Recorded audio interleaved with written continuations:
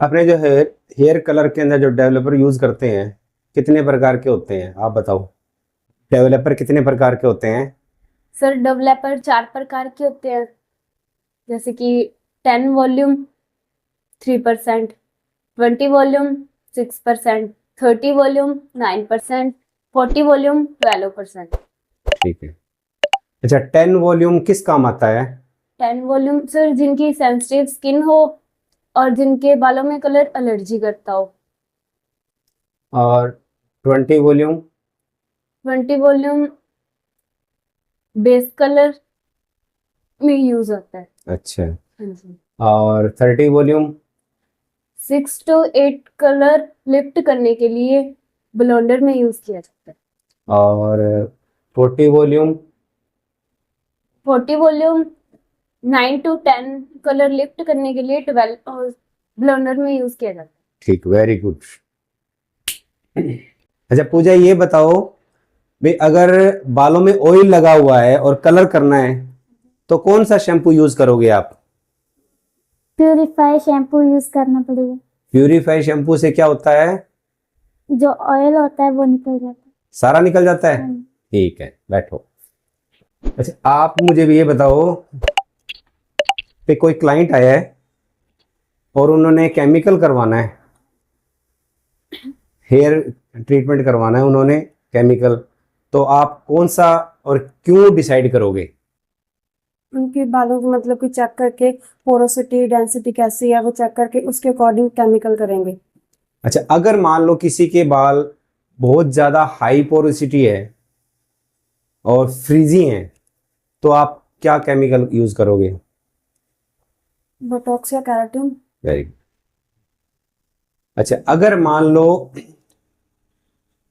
किसी का कलर जो है फेयर है तो उसके ऊपर कौन सा कलर शेड यूज करना चाहिए बालों के अगर अंदर? फेयर है हाँ। जैसे लाइट ब्राउन में जा सकते हैं, ब्लैकिश तो थोड़ा सा और लगेगा, लाइट ब्राउनिश में जा सकते हैं। ठीक है, वेरी गुड। अच्छा आपका क्वेश्चन क्या है? है। मेरा क्वेश्चन यही है अभी, हाइड्रा फेशियल नॉर्मल फेशियल में क्या डिफरेंस है? अच्छा बैठो।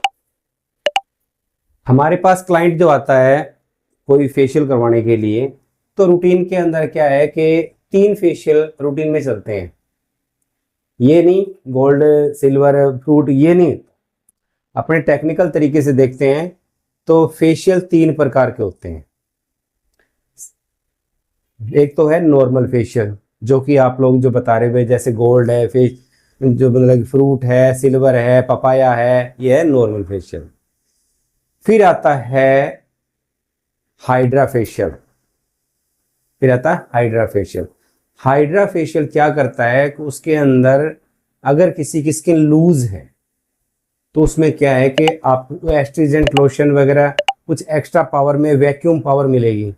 तो उससे क्या है कि अगर आपकी स्किन को खिंचाव आएगा, खिंचाव आने से, और दूसरा क्या है उसके पोर्स जो है, अपने स्किन के जो पोर्स हैं वो थोड़ा सा सिकुड़ जाएंगे। उससे क्या है आपकी जो स्किन है वो थोड़ा सा डलनेस कम हो जाएगी और रिंकल्स वगैरह, फाइन लाइन वगैरह कम हो जाएगी। उसके बाद आता है कार्बन फेशियल। कार्बन फेशियल क्या होता है? एक तरह का एक ब्लैक कलर का कार्बन या केमिकल या मास्क लगाया जाता है, उसको वैक्यूम मशीन से या ड्राई मशीन से थोड़ा सा हल्का सुखाया जाएगा। फिर उसके बाद में लेजर मशीन से उसको ट्रीट किया जाएगा। उसके बाद में अंदर से जो ब्लैक हेड्स है, वाइट हेड्स है, वो निकल जाते हैं और उसी से वैक्यूम करके जो स्किन है, जो पोर्स हैं, काफी हद तक वो सिकुड़ जाते हैं।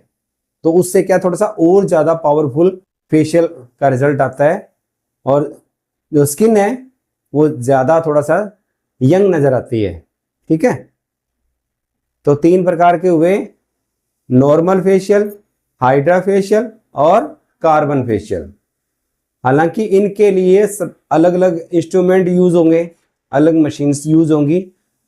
कार्बन फेशियल जो है थोड़ा सा कॉस्टली है, उससे थोड़ा सा कम हाइड्रा और उससे कम रेट का जो है नॉर्मल फेशियल है। ठीक है, अच्छा आपका क्वेश्चन बताओ।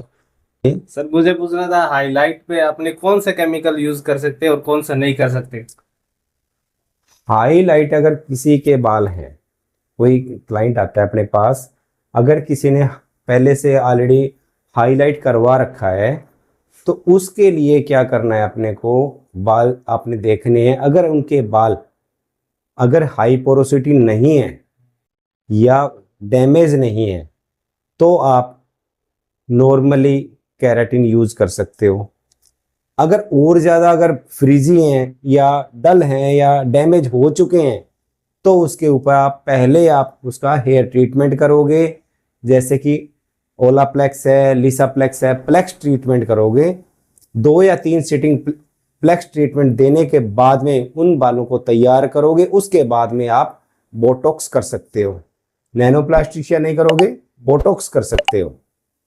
बोटॉक्स क्या है कि उसके जो कॉर्टेक्स है उसको पावर देगा और उसके बाद में लेमिनेट करके बालों को शाइन देगा।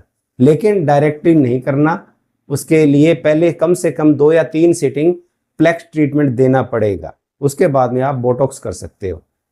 ठीक है।